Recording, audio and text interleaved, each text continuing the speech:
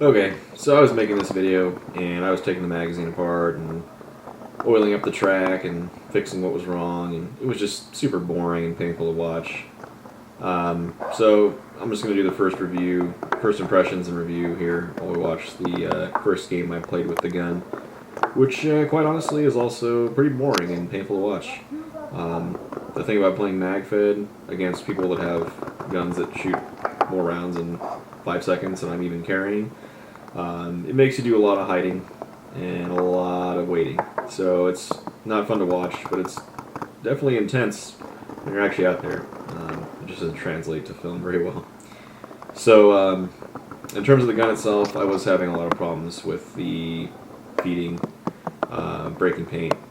So that one magazine was just completely broken. It would basically feed one round and then there was no tension, so the next round would go about halfway in and just get cut in half.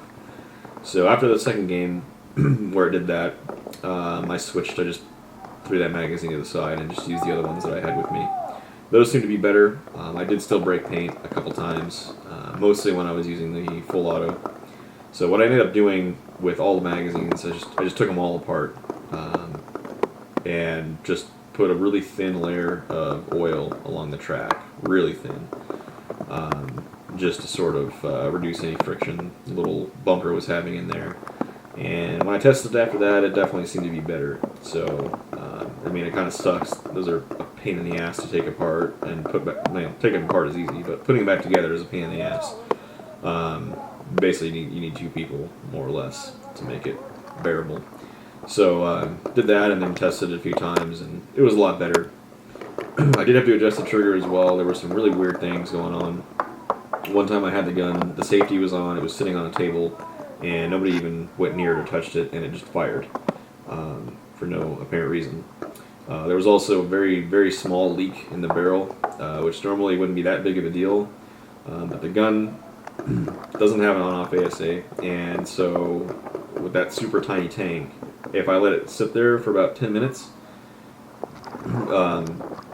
after playing a game, I would basically have to refill the tank. I did, once I got it home, I messed with the trigger, adjusted it.